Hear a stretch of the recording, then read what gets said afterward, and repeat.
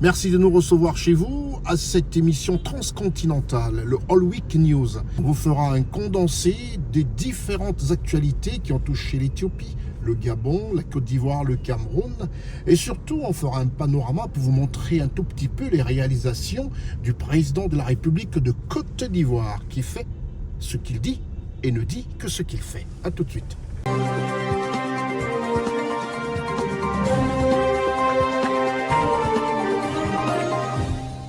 Nous avons décidé comme ça de lancer cette émission, de la faire d'ailleurs à travers la ville d'Abidjan et vous présenter aussi comme ça les œuvres du président Ouattara, comme celle derrière nous, la tour F, qui sera une des très belles et des plus grandes tours africaines. Nous allons commencer tout de suite par le 21e sommet international qui a réuni un tout petit peu tous les Africains, tous les directeurs généraux des sociétés pour parler de l'eau et de l'assainissement. Ce sommet s'est tenu ici même à Abidjan, à l'auditorium du Sofitel Hôtel Ivoire.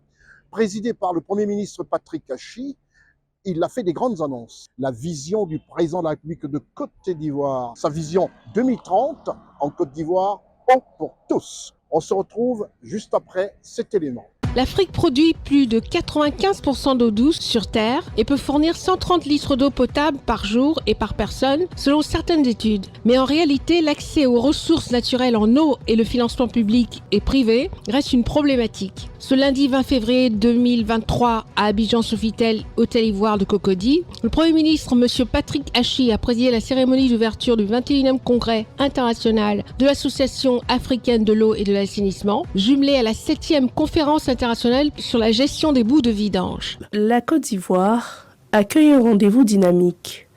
En combinant les problématiques de l'eau et de l'assainissement, nous pourrons réaliser un avenir meilleur. Il y a beaucoup à faire au cours de ces 3 jours pour trouver des réponses claires. Nos actes doivent refléter notre parole et je vous propose des points clés. Il faut associer les options de financement, renforcer les capacités des acteurs, car les défis à relever ont un caractère systémique. Plus de 500 millions de personnes souffrent de l'accès à l'eau potable en Afrique. Le choix du thème « Agir pour une gestion durable des ressources et l'accès pour tous à l'eau et l'assainissement en Afrique ». Agir est la préoccupation des partenaires stratégiques et financiers. Le directeur de la Banque islamique de développement en Côte d'Ivoire, l'Ivoirien Cheikh Oumar Ouattara, a relevé la pertinence de ces assises. Et cette simultanéité d'intervention en faveur de l'eau potable et de l'assainissement permet d'entrevoir de nouvelles stratégies en termes de gouvernance dans ces 2 secteurs, aussi bien pour les partenaires techniques et financiers que pour les États dans leur politique de mobilisation des financements. Le secteur privé a marqué son engagement en dépit des besoins croissants. Plusieurs défis majeurs restent à relever sur notre chemin vers l'atteinte des objectifs de développement durable relatifs à l'eau potable et à l'assainissement, notamment l'accès à l'eau et à l'assainissement à un coût abordable pour tous. Néanmoins, le besoin d'équilibrer la balance d'investissement tant dans la gestion en eau ainsi que dans l'assainissement, le Premier ministre Patrick Achi a annoncé qu'avec l'entrée en vigueur du plan Eau pour tous, souhaité par le président de la République de Côte d'Ivoire, Son Excellence Alassane Ouattara, les besoins de l'ensemble des Ivoiriens à l'horizon 2030, aussi bien en milieu urbain qu'en zone rurale, vont être couverts. Ce lien entre l'eau et développement, cette approche qui ne veut pas avoir l'eau et assainissement d'abord comme une question sociale, mais comme un choix stratégique de développement économique et humain, c'est le choix qu'a su faire le président de la République de Côte d'Ivoire, son Excellence M. Alassane Ouattara, pour la Côte d'Ivoire en 2011. Alors que nous sortions d'une grave crise, nous avions mis alors toutes nos forces dans la bataille du rétablissement de l'accès à l'eau potable. Dans un pays favorisé par la prodigalité de mers nature, disposant de fleuves puissants, de nombreux cours d'eau secondaires, nous avons pu mettre en place de nombreux forages, équipements et infrastructures. La rencontre d'Abidjan trouve son sens par ce qui est la résultante des réflexions déjà engagées. Le 22 mars, lors de la Journée mondiale de l'eau, qui se tiendra à New York, la conférence internationale de l'eau sous l'égide de l'ONU. Ce rendez-vous planétaire évaluera la tenue des engagements pris par les États et les avancées à mener lors des prochaines années. Il sera donc en lien direct avec cette 21e édition du Congrès international de l'eau et de l'assainissement. C'est dire l'importance stratégique de notre congrès. En Afrique, nous savons que nos progrès passent par une gestion intégrée et durable des ressources en eau. C'est elle qui permettra ensuite de renforcer la fourniture des services d'approvisionnement en eau, d'assainissement et d'hygiène. C'est elle qui permettra d'augmenter la disponibilité des ressources en eau pour la production alimentaire et l'amélioration de la nutrition. C'est elle, enfin, qui permettra d'accroître le développement durable de l'eau pour l'énergie, notamment l'hydroélectricité, alors que seuls 11% des sites potentiels pour la production hydroélectrique sont aujourd'hui équipés en Afrique. Le fait marquant de ce congrès international a été le changement de dénomination de l'Association africaine de l'eau, qui devient l'Association africaine de l'eau et de l'assainissement. La délégation officielle a par la suite fait la visite de l'exposition qui a rassemblé plus de 150 techniciens.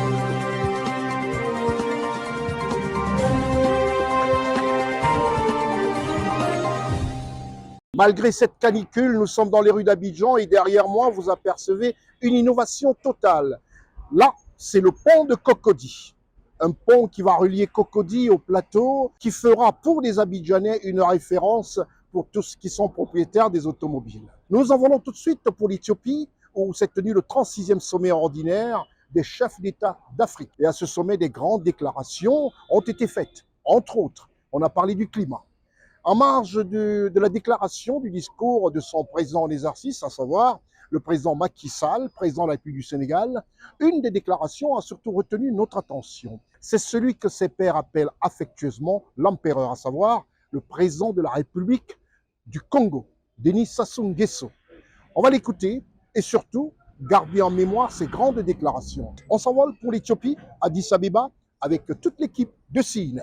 Les chefs d'État et de gouvernement de l'Union africaine se sont donné rendez-vous au siège de la dite institution à Addis Abeba en Éthiopie. Parmi eux, le président de la République du Congo, son Excellence Denis Sassou Nguesso, dont la passion du panafricanisme au service de la paix et le développement est forte. Une cérémonie d'ouverture des travaux a été riche en allocutions. Le président de la Commission de l'Union africaine, M. Moussa Faki Mahamat, a inauguré le bal des allocutions en faisant le point sur l'état de l'Afrique en une année. Il a entre autres déploré la prédominance des paroles sur les actes dans la gouverne publique. N'ayons pas peur de les dire. Nous mettons beaucoup d'enthousiasme dans l'élaboration des grands projets pour l'Afrique, dans la prise de certaines décisions, mais malheureusement, beaucoup moins de soins à leur réalisation, simplement par défaut de volonté politique agissante.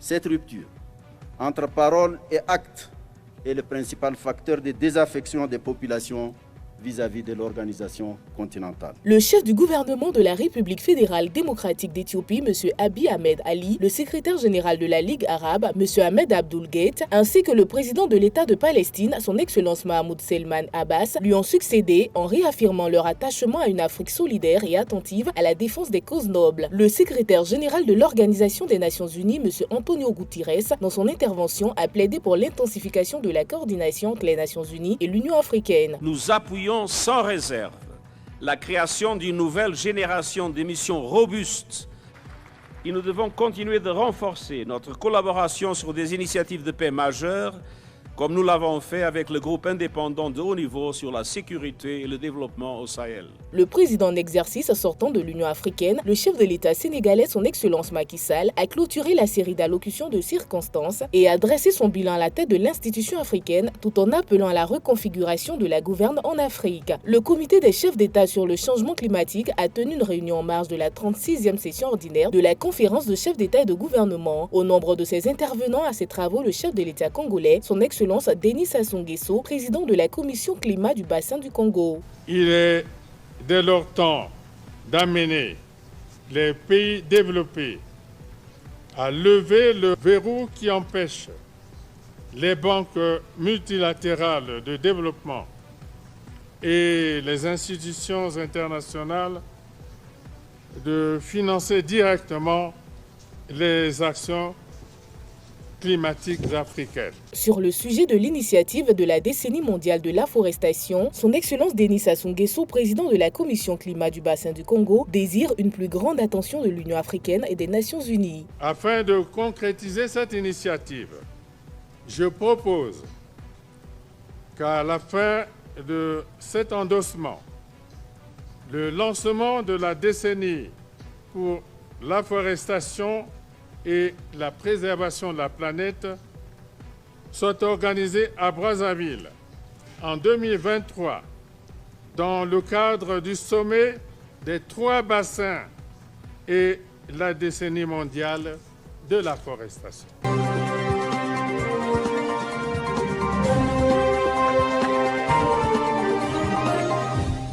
En marge du 36e sommet ordinaire des chefs d'État africains à Addis Abeba en Éthiopie, le président de la République gabonaise, son Excellence Ali Bongo Ondimba, a reçu son homologue sierra-léonais. Ensemble, tous les deux, ils ont évoqué de nombreux sujets.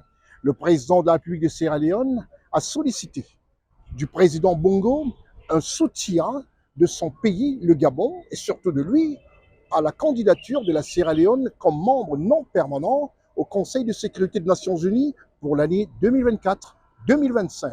On se le regarde. Le président de la République gabonaise, son Excellence Ali Bongo Ondimba, en séjour en République fédérale démocratique d'Éthiopie, dans le cadre de la tenue du 36e sommet des chefs d'État et de gouvernement de l'Union africaine, s'est entretenu ce jour avec son Excellence Julius Maada Bio, président de la République de Sierra Leone. Cette rencontre chaleureuse et fraternelle entre les deux chefs d'État a été l'occasion pour les deux hôtes de faire un tour d'horizon sur plusieurs sujets liés à l'actualité continentale et internationale de l'heure, ainsi que ceux relatifs aux points qui seront abordés lors de la conférence des chefs d'État et de gouvernement de l'Union africaine, sans omettre le renforcement des relations multiformes entre Libreville et Freetown. Après le décès en janvier dernier du ministre gabonais des Affaires étrangères, Feu Michael Moussa Adamo, son Excellence Julius Maada Bio, président de la République de Sierra Leone, avait dépêché son ministre des Affaires étrangères pour assister aux obsèques de l'illustre disparu, a tenu à apporter personnellement son témoignage de soutien de solidarité à son homologue, le président Ali Bongo Ondimba. De plus, le président de la Sierra Leone a remercié son homologue pour la tenue prochaine à Libreville de la réunion au sommet qui se déroulera sous le format C10+1 et aura lieu les 30 et 31 mars prochains à Libreville. Par ailleurs, le président de la République de Sierra Leone a sollicité le soutien de son Excellence Ali Bongo Ondimba pour la candidature de son pays au siège de membre non permanent du Conseil de sécurité des Nations Unies au titre de l'année 2024-2025, dont les élections sont prévues en juin 2023. Rappelons que cette rencontre entre les deux chefs d'État intervient après la visite effectuée par son Excellence Julius Maada Bio à Libreville en décembre 2020.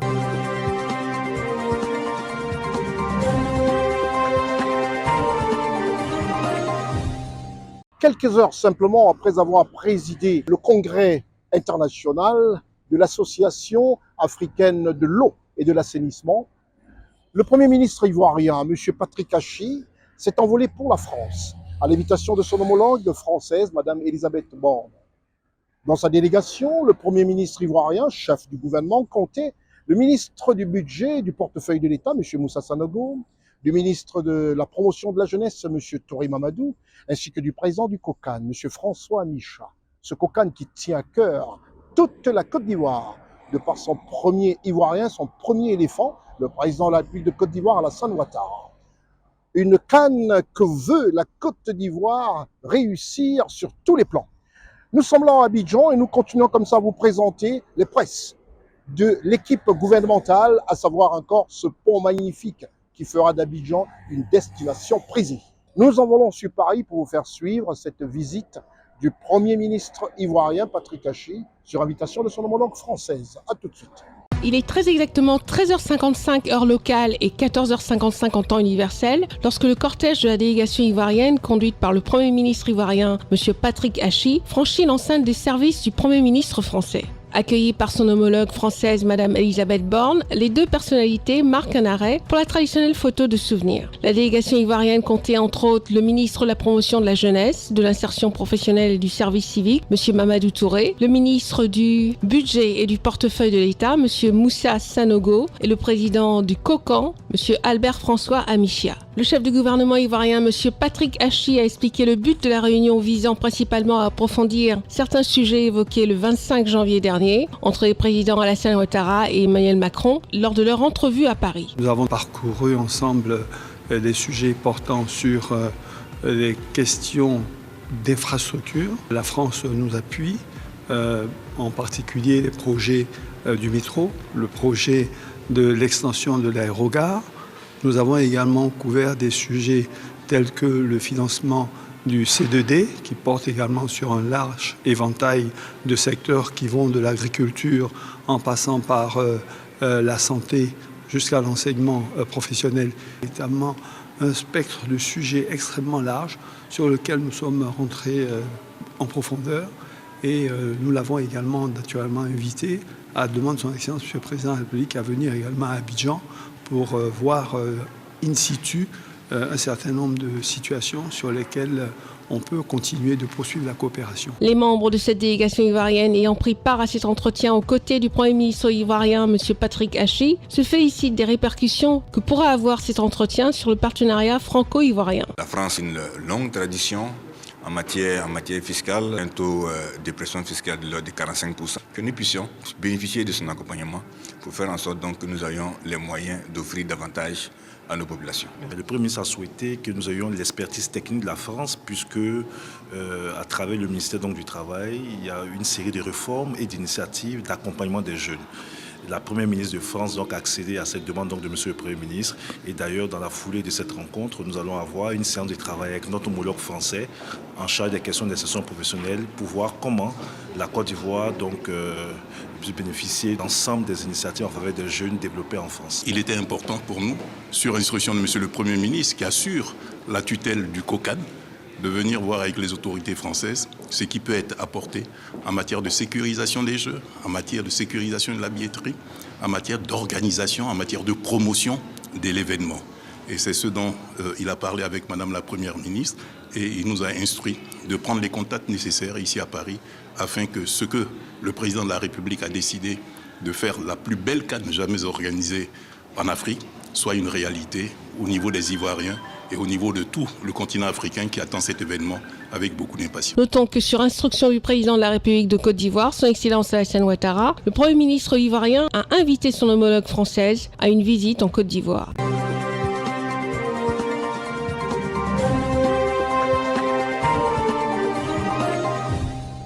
Le ministre français des Armées, M. Sébastien Lecornu, a été reçu ici même en Côte d'Ivoire, au palais présidentiel, par son Excellence Alassane Ouattara, chef de l'État ivoirien. À cette audience, à lui être accordée, le ministre français des Armées a salué la montée en puissance de l'appareil sécuritaire en Côte d'Ivoire, comme pour dire que le président Alassane Ouattara veille à la sécurité des Ivoiriens. On se regarde cette audience à lui être accordée par le président de la République, qu'a suivi notre équipe de CNN.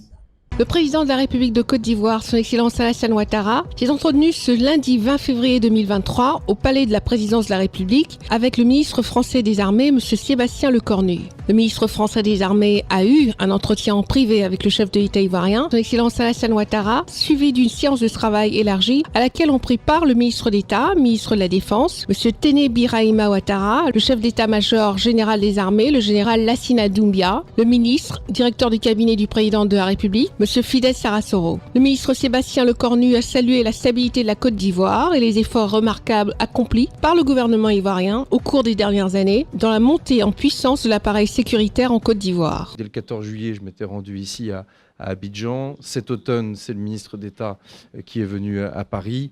Me voici de nouveau à Abidjan. La fois prochaine, c'est à Paris. Et donc, tous les 3 à 4 mois, nous allons évidemment garder ce rythme de bilatéral qui va nous permettre de faire un certain nombre de points sur des sujets qui nous préoccupent. Évidemment, nous sommes revenus sur la situation de la sécurité dans l'ensemble de la sous-région, dans l'ensemble des pays qui nous entourent. C'est vrai également aussi pour la sécurité maritime et les enjeux qui sont liés aux prédations de matières premières, au narcotrafic. On a un agenda de sécurité évidemment qui est important en la matière.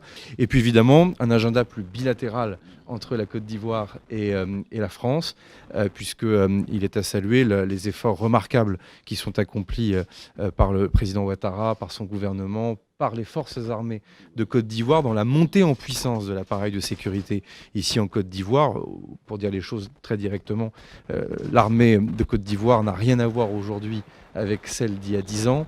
Et au regard des décisions politiques et budgétaires que vous êtes en train de prendre, l'armée de Côte d'Ivoire n'aura rien à voir dans 10 ans également. Et ça, pour le coup, ça fait de la Côte d'Ivoire un pays de stabilité, un pays dans lequel on peut nourrir et documenter un agenda de sécurité en commun. Et donc le rôle de puissance d'équilibre régional de la Côte d'Ivoire s'établit de plus en plus. Et c'est évidemment quelque chose de très précieux. On va essayer donc de continuer à nourrir cet agenda. On va fonctionner sur 2 jambes.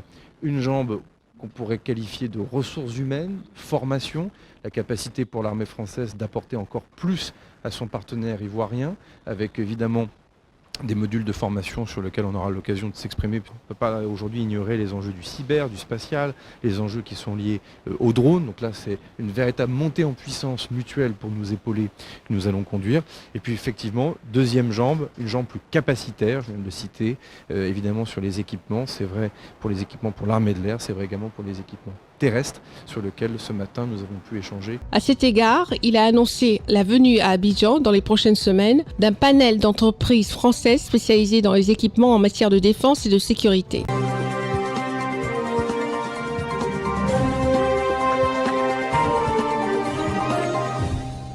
Quel soulagement pour les Ivoiriens de voir ce péage et de le vivre et de le pratiquer au quotidien. Certaines mauvaises langues avaient prédit que ça aurait été une mauvaise opération, mais elle est une belle opération, autant commerciale qu'une belle opération pour alléger le trafic urbain en Côte d'Ivoire, surtout à Abidjan. Ce péage du pont HKB, Henri Konan Bédié, une œuvre encore du président Alassane Ouattara, nous permet de nous rendre au Cameroun.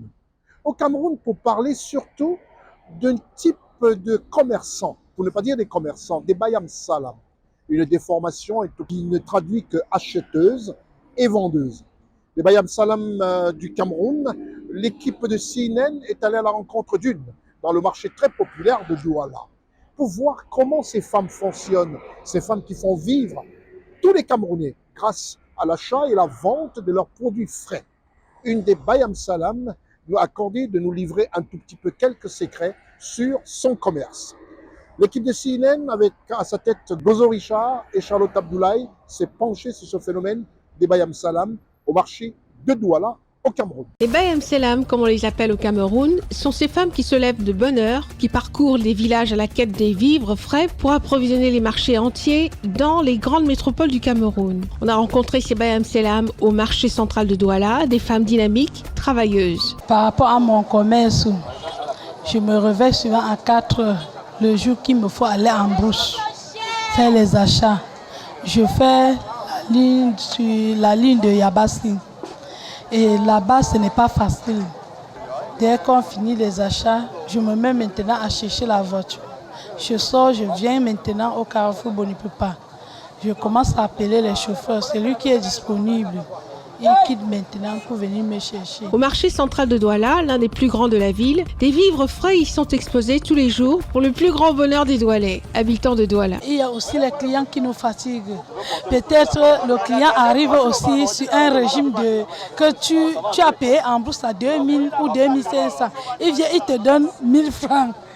Mais ça ne peut pas aussi dire que tu vas seulement le chercher. Quand tu lui parles, tu le ramènes, tu dis que ouais maman, tu donnes le prix de 1000 francs là, ça n'atteint même pas mon prix. Avec l'argent durement gagné, ces Bayam Salam réussissent à combler les besoins de leur famille. Tu prends, tu bouffes aussi tes 500 là, ou tes 200 ou tes 100 francs. Ce n'est pas mauvais. Plus que moi, je ne peux pas dire que je bouffe, je peux bouffer 500 sur un régime. Il y a parfois, je compte que si j'ai 10 régimes, si j'ai 20 régimes, si je compte 200 par 20, fois 20, ça va me faire quelque chose. Il est difficile de chiffrer les Bayam Salam au Cameroun. Parmi elles, on retrouve des diplômés, des retraités et certaines qui ont perdu leur travail.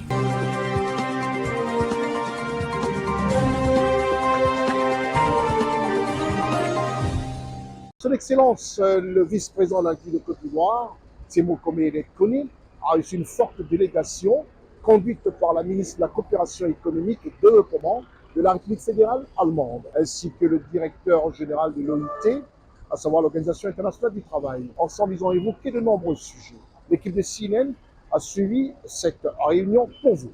Le vice-président de la République, M. Tiemoko Meïle-Kone, a eu un entretien ce mercredi 22 février 2023 au palais de la présidence de la République avec une délégation conduite par la ministre fédérale allemande de la coopération économique et du développement, Mme Svenja Schulze, et comprenant le ministre fédéral allemand du travail et des affaires sociales, M. Hubertus Heil, et le directeur général de l'Organisation internationale du travail, l'OIT, M.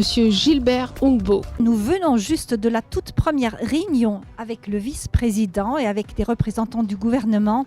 et je dois dire que les conversations étaient vraiment empreintes d'une confiance profonde. Nous sommes liés par une coopération de longue date et nous sommes liés par des valeurs communes. Nous nous sommes également penchés sur les chaînes d'approvisionnement. Nous nous intéressons et engageons en faveur de chaînes d'approvisionnement du cacao plus équitables. Nous sommes, si vous voulez, des co-combattants. Nous sommes, pourquoi pas le dire, des trois mousquetaires qui partagent les mêmes valeurs, qui s'engagent tous les trois en faveur du travail décent et en faveur de chaînes d'approvisionnement équitables. Et je suis vraiment reconnaissant au directeur général de l'OIT. C'est le premier Africain dans cette fonction et il était l'ancien ministre-président du Togo. Je suis très reconnaissant de sa participation à notre voyage. Les trois personnalités sont arrivées à Abidjan dans le cadre d'une mission conjointe au Ghana et en Côte d'Ivoire, en vue d'échanger avec les autorités nationales et les partenaires sociaux sur les engagements des différents acteurs pour le respect des droits humains, des normes environnementales dans les chaînes d'approvisionnement et l'équité, notamment pour les producteurs travaillant à la base des chaînes d'approvisionnement. Nous voyons l'objectif principal de cette mission comme un renforcement des liens de coopération entre la Côte d'Ivoire et l'Allemagne d'un côté et le Bureau international de l'autre sur les sujets que nous avons discutés, notamment la question de trouver le juste équilibre entre l'économique, le social et l'environnemental. Donc c'est ça, au fait, en résumé. C'est sûr qu'une bonne partie de la discussion a porté sur le cacao, mais nous tous nous sommes très vite tombés d'accord qu'il ne s'agit pas seulement du cacao, bien du café cacao, mais de l'ensemble des chaînes de valeur. Notons que le ministre de l'Emploi et de la Protection sociale, M. Adama Kamara, et le ministre délégué auprès du ministre d'État, ministre des Affaires étrangères, de l'intégration africaine et de la diaspora, M. Léon Wadja Kakou Adom, ont pris part à cet entretien.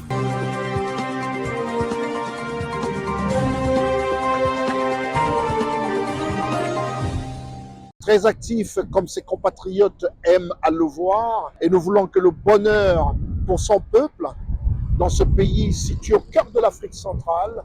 Son Excellence Ali Bongo Ondimba, président de la République gabonaise, a reçu dans son palais du bord de mer à Libreville son homologue, le président Mohamed Bazoum. On se le regarde.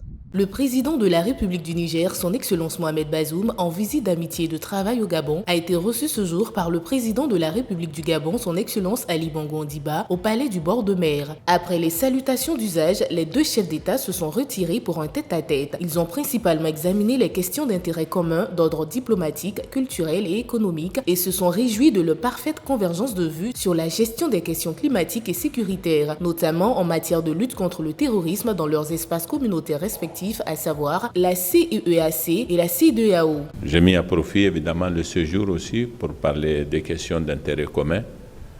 Le Niger a des intérêts assez importants au Gabon parce qu'il a une communauté de 15 000 personnes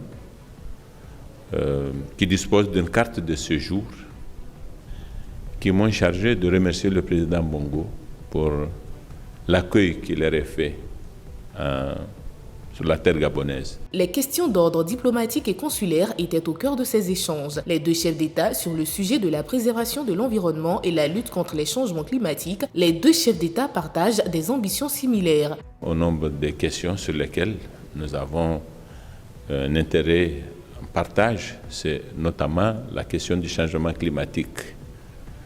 Le Niger est un pays du Sahel, l'une des régions du monde la plus affectée par les changements climatiques. La violence qui est en ce moment à l'œuvre dans l'espace sahélo-saharien a partie intimement liée avec les changements climatiques. Et nous savons les engagements sur le plan international du président Bongo. Nous avons en perspective une grande rencontre ici, comme vous le savez. Nous sommes ici en pleine forêt tropicale. Il y a des questions qui se posent, qui sont totalement différentes des questions qui se posent chez nous. Et évidemment, je n'ai pas manqué d'encourager le président Bongo à poursuivre ce combat parce que cette forêt, vous y êtes, c'est vrai les Gabonais, mais elle nous sert à nous tous. C'est un patrimoine de l'humanité. Par ailleurs, les deux chefs d'État se sont félicités du climat empreint d'amitié et de fraternité qui a prévalu au cours de leurs échanges et ont convenu de la tenue prochaine à Niamey d'une commission mixte Gabon-Niger à une date qui sera fixée par voie diplomatique aux fins de redynamiser la coopération bilatérale entre les deux pays et la hisser à un niveau supérieur. Au cours de cet entretien, son Excellence Mohamed Bazoum a adressé à son frère et ami, son Excellence Ali Bongo Ondimba, président de la République du Gabon, ses sincères condoléances suite au décès survenu le 20 janvier dernier du ministre des Affaires étrangères du Gabon, feu Michael Moussa Adamo.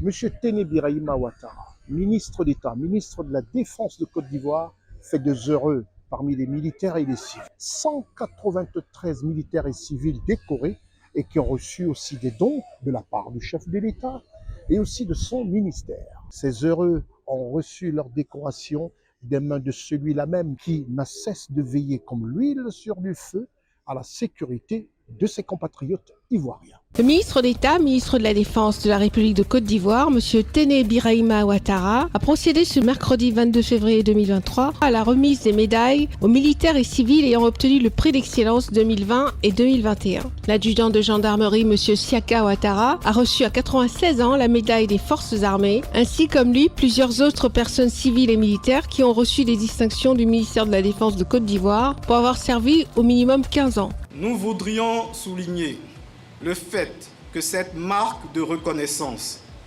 nous encourage à œuvrer davantage au rayonnement des forces armées de Côte d'Ivoire, car notre vie professionnelle et donc notre vie militaire sera sans cesse confrontée à des changements de paradigme stratégique et à de nouveaux défis sécuritaires. Les lauréats des 2e et 3e prix d'excellence 2020 et 2021 ont reçu chacun une distinction ainsi que des mesures d'accompagnement. 13 membres de la commission défense et sécurité de l'Assemblée nationale ont reçu pour la première fois la médaille de la défense échelon argent. Ma profonde gratitude au chef de l'État, son Excellence Alassane Ouattara, qui a bien voulu que nous soyons décorés aujourd'hui à travers nos différents parcours professionnel. Le plus gros cadeau qu'un État puisse offrir à ses concitoyens, c'est la décoration. Et donc aujourd'hui, je suis particulièrement heureux de recevoir cette décoration qui, pour nous, constitue un élément motivateur. Aujourd'hui, nous sommes très heureux de constater que la Côte d'Ivoire est en train de construire une nouvelle armée républicaine au service de sa population.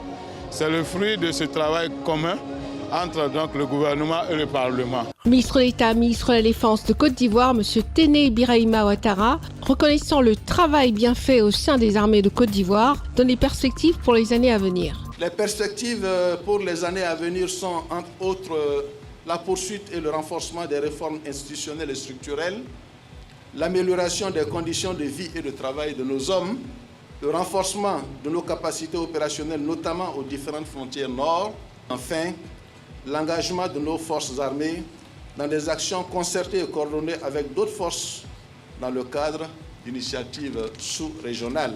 L'autre fait marquant de la cérémonie s'est tenu à la place d'armes du groupement ministériel des moyens généraux. À l'occasion de sa fête patronale, elle a été marquée par la remise symbolique de 40 voitures au chef d'état-major général des armées, le général Lassina Doumbia, et au commandant supérieur de la gendarmerie nationale de Côte d'Ivoire, le général de corps d'armée, Alexandre Apalo Touré. Un don du chef suprême des armées, le président de la République de Côte d'Ivoire, son Excellence Alassane Ouattara.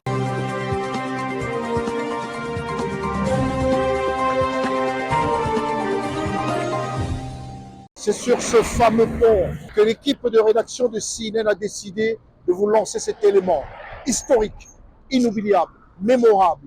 Le prix Félix Houphouët-Boigny a réussi à ramener sur cette terre le président Alassane Ouattara. Un moment unique, un moment dont devront se souvenir tous les Africains, tous les Ivoiriens. Ce prix qui a été décerné à la chancelière allemande Angela Merkel, Ayam Sokro. Nous avons décidé de vous offrir ce document de l'équipe de rédaction de CNN, ce pont qui vous présente à son arrière tout le quartier baptisé le Petit Manhattan, le triangle d'or de Côte d'Ivoire, Abidjan. Nous allons tout de suite à Yamoussoukro avec l'équipe de reportage de CNN qui vous présente le prix Félix Houphouët-Boigny. À tout à l'heure.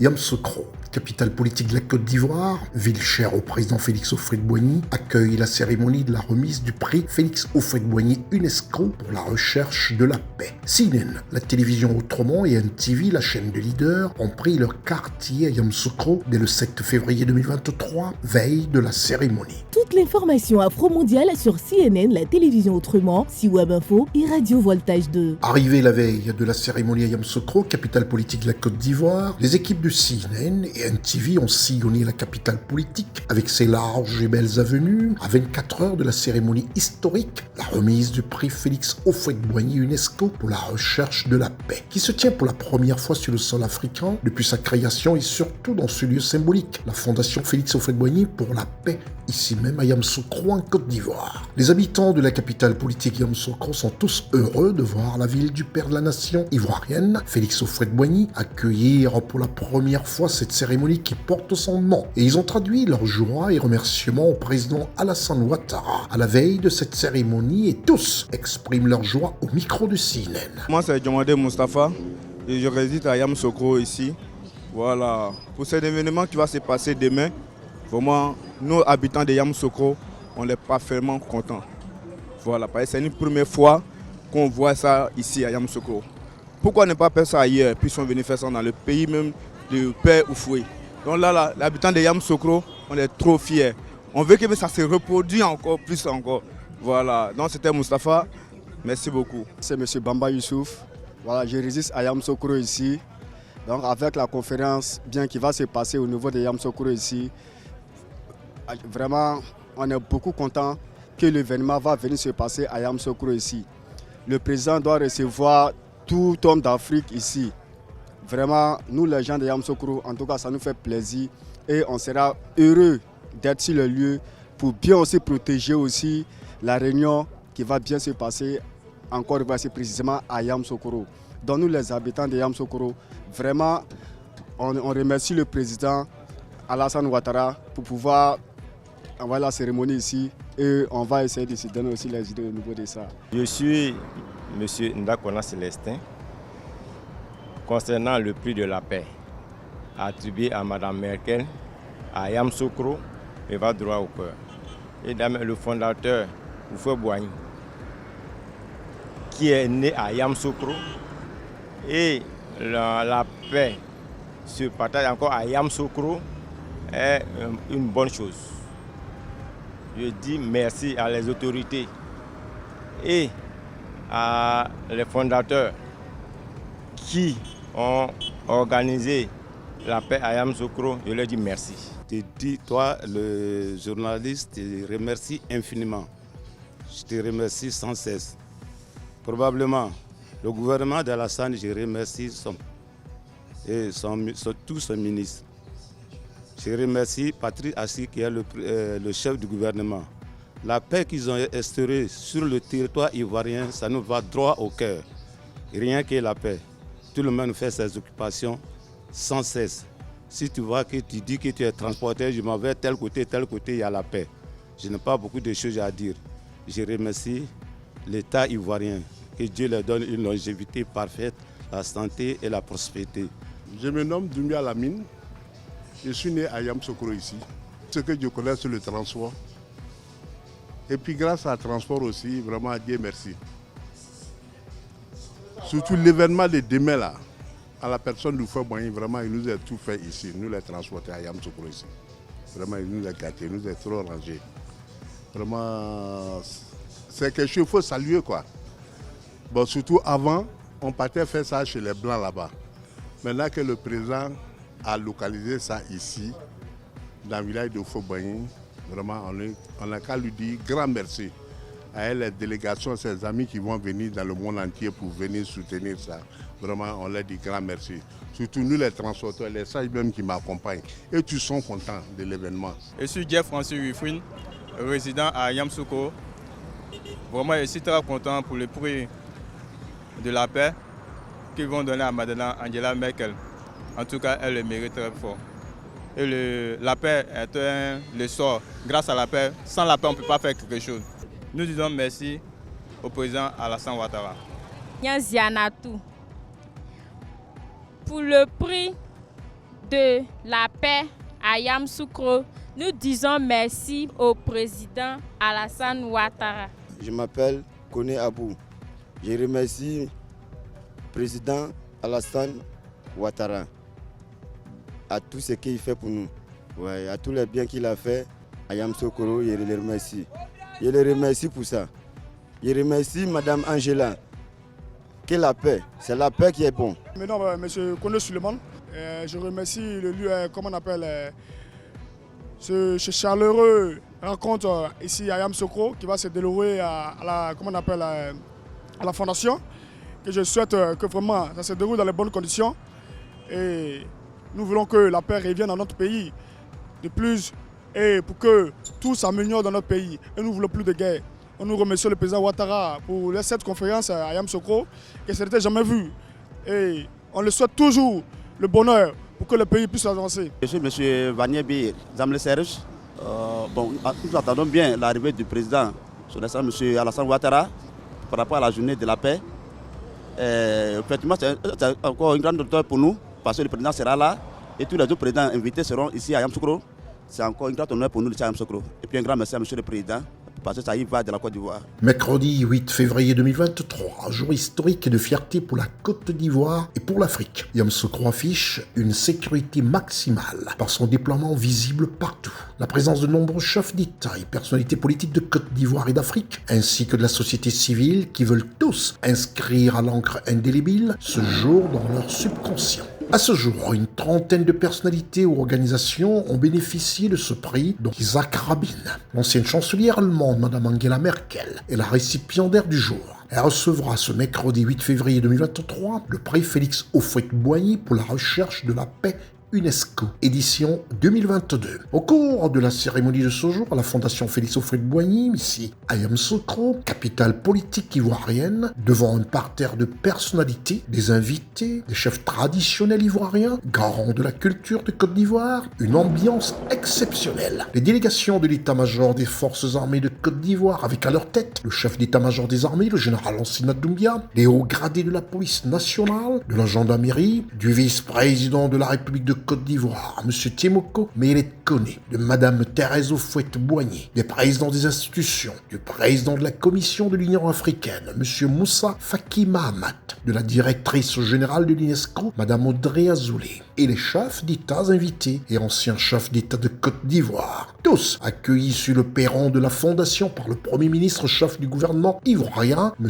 Patrick Hachi, l'ancien président Laurent Gbagbo et son épouse, l'ancien président de la République de Côte d'Ivoire, Henri Konan Bédié et son épouse, le président de la République du Sénégal, son Excellence Macky Sall, président d'exercice de l'Union africaine, malgré son emploi de temps chargé, dont une visite de haute importance politique dans la région de Thiès au Sénégal ce même jour. Le président de la République du Ghana, son Excellence Nana Akufo-Addo, le président de la République de Guinée-Bissau, les présidents en exercice de la CEDEAO, son Excellence Umaro Sissoko Ambalo, le président de la République du Libéria, son Excellence George Weah, l'entrée voulue, discrète dans cette salle de la Fondation du président de l'Assemblée nationale de Côte d'Ivoire, l'honorable Adama Big Togo, n'a malheureusement pas échappé au public qui l'a accueilli avec des applaudissements. Madame Dominique Ouattara, épouse du chef de l'État de Côte d'Ivoire, était bel et bien présente. Certains invités en politique déjà à leur place dans la salle expriment ici leur fierté d'assister à cet événement historique sur les terres de Félix Houphouët-Boigny. Nous avons été invités aujourd'hui et honnêtement, on est très contents d'être à Yamoussoukro, dans la ville de la paix. Nous sommes en Côte d'Ivoire et tout se passe très bien. C'est avec émotion, avec joie, écoutez, on a la paix du cœur d'être là. Et on vous souhaite la paix, on souhaite la paix à tout le monde entier et puis une pensée pour la Turquie et la Syrie. C'est le retour de la Côte d'Ivoire aux valeurs cardinales qui ont fondé ce pays, notamment la paix et le dialogue. Donc nous sommes heureux d'assister à cette belle cérémonie qui va avoir lieu tout à l'heure. C'est la première fois que j'assiste à la remise du prix Félix Houphouët-Boigny pour la recherche de la paix. Et c'est un sentiment de joie et d'émotion qui m'anime ce matin. Un sentiment de joie parce que nous voyons que l'œuvre du président Félix Houphouët-Boigny par ce prix est pérennisée. Et une émotion parce que 30 ans après sa disparition, nous voyons l'engouement qu'il y a autour de cet homme. cet homme qui est un monument pour la Côte d'Ivoire. Donc vraiment, c'est avec beaucoup de plaisir que je prends part aujourd'hui à cette remise de prix. Par rapport à la cérémonie qui se déroule aujourd'hui, c'est pour nous une grande fierté. Fierté parce que c'est la première fois que cette occasion a lieu dans notre pays. C'est la preuve que vraiment le président de la République attache vraiment un intérêt particulier sur les questions liées à la paix. Parce que sans paix, il ne peut pas avoir de développement durable, comme on le dit souvent. Et donc, nous disons merci. Merci pour l'initiative qui a été prise pour que cette cérémonie-là se passe vraiment dans notre pays. Et nous prions que cela soit ainsi et que les éditions prochaines, voilà, se passent toujours en Côte d'Ivoire. J'ai été invitée à ce prix-là pour la première fois qui se passe en Côte d'Ivoire. C'est historique. 30 ans après le décès du président Houphouët-Boigny, nous nous retrouvons avec ce prix-là sur sa terre natale. C'est quelque chose de formidable et j'espère que ça va entraîner dans la conscience collective des Ivoiriens la paix, la réconciliation, parce que c'était les choses qui étaient importantes pour le président Houphouët-Boigny. Nous sommes très heureux que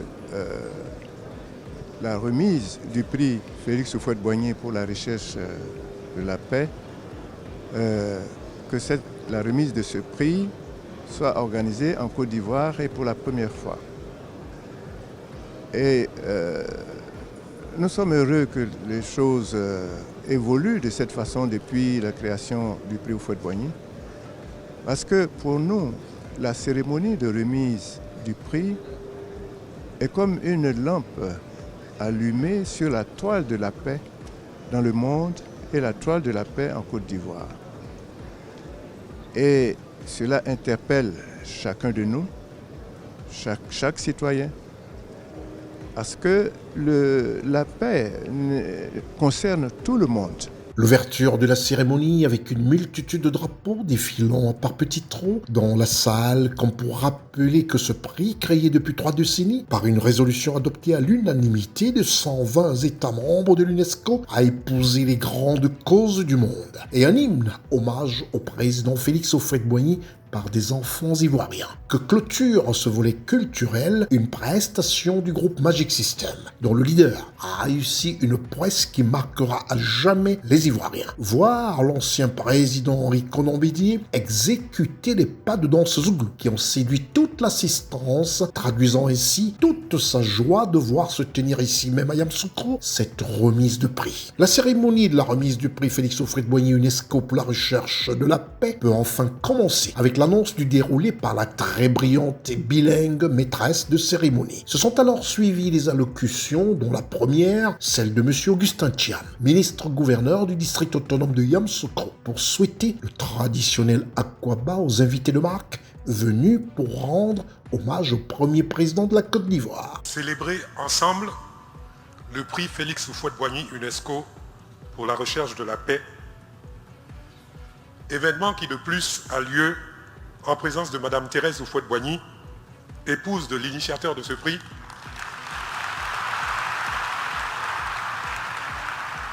de M. Guillaume Houphouët-Boigny, fils du président de la République Houphouët-Boigny, et de son épouse, Christiane Houphouët-Boigny. Merci, Monsieur le Président, pour l'opportunité que vous nous offrez de vivre ces instants historiques. Permettez-moi, Excellences, Mesdames et Messieurs, de sacrifier à la tradition en vous apportant l'eau de la bienvenue et en vous priant de bien vouloir me donner vos bagages pour que je les mette en lieu sûr.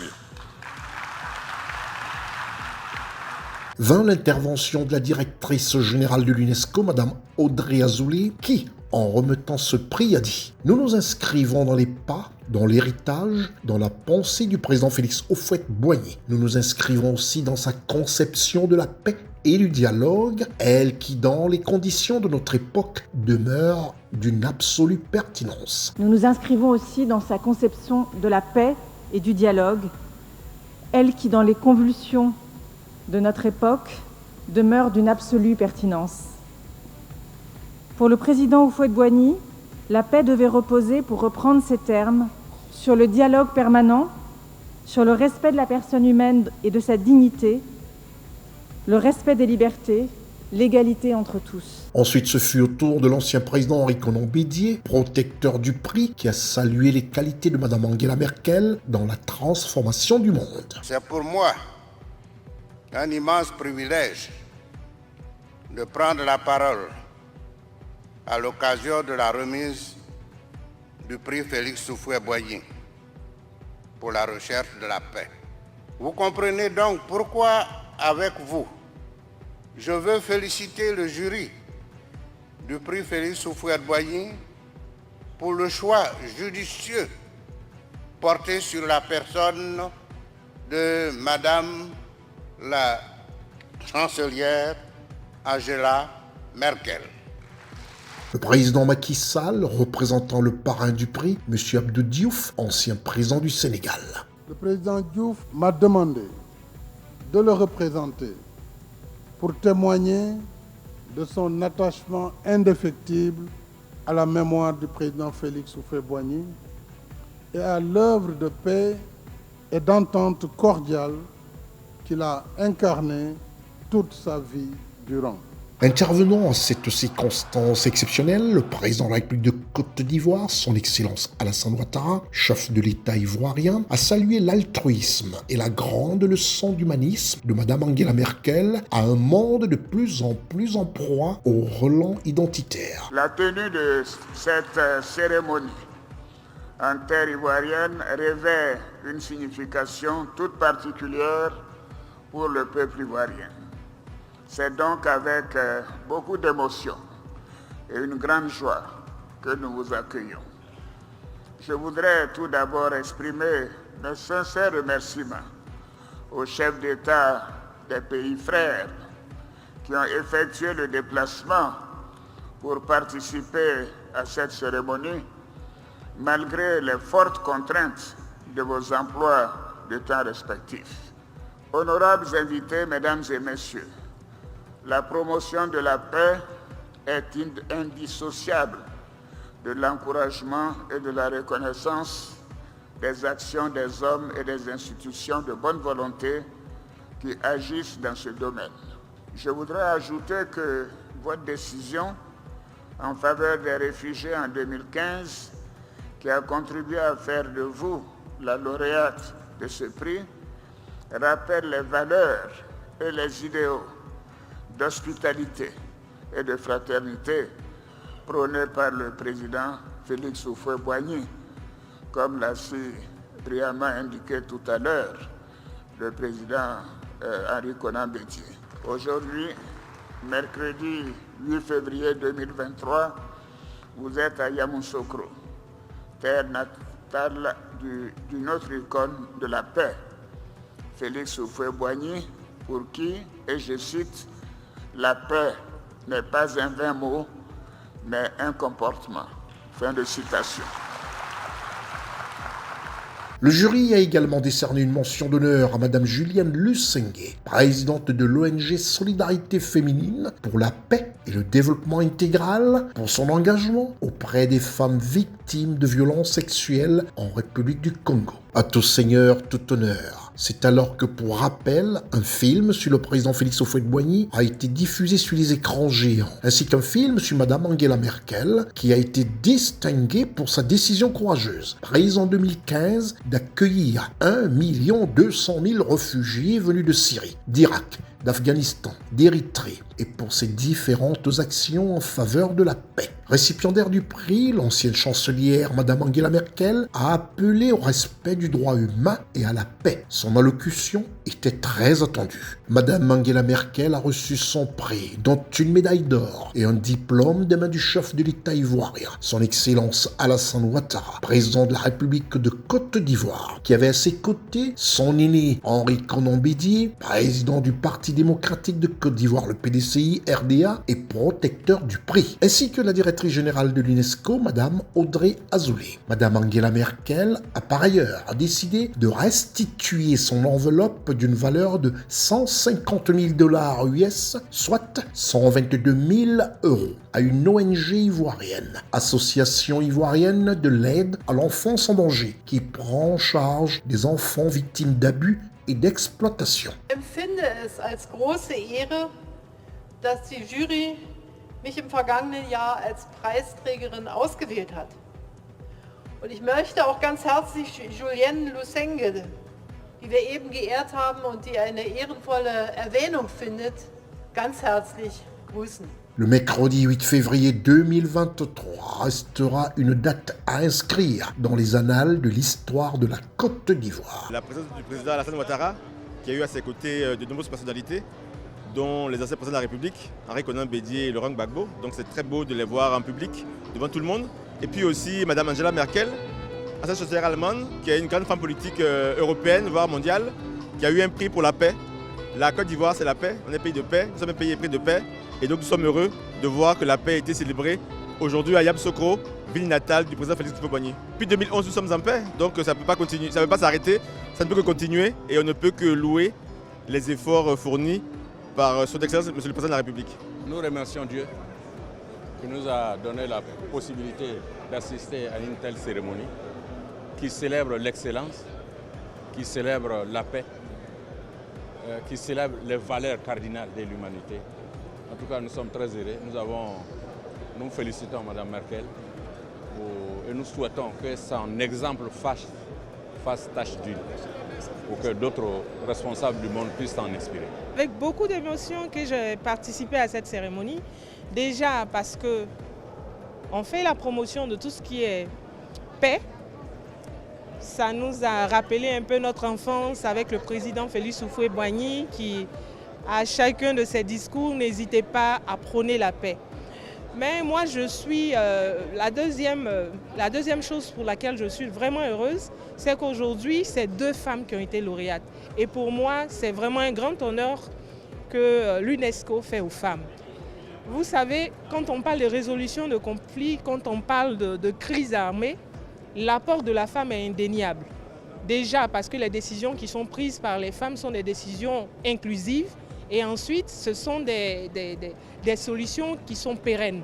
Donc déjà, c'est un honneur pour moi, femme, présidente d'une fondation qui milite pour plus de responsabilité des femmes dans les instances de décision, de prendre part à cette cérémonie. Je me trouve à cette grande cérémonie qui est l'expression de plusieurs symboles. Le symbole de la Côte d'Ivoire retrouvée, le symbole de Yamoussoukro, ville de paix, le symbole de la grandeur de nos chefs d'État, singulièrement le président Alassane Ouattara, le président Gbagbo Laurent et le président Henri Konan Bédié, qui a même dansé pour la circonstance. C'est la preuve que la Côte d'Ivoire aujourd'hui prend un nouvel envol. Je pense aujourd'hui que historiquement, nous pouvons retenir qu'effectivement, la capitale politique part de la Côte d'Ivoire. La capitale politique Yamoussoukro est exprimée. Madame Angela Merkel reste une figure influente en Allemagne et en Europe. Elle a exercé un leadership fort et stable pendant plus de 15 ans et a laissé une empreinte indélébile sur la politique allemande et européenne. Elle restera comme un exemple pour les futurs leaders.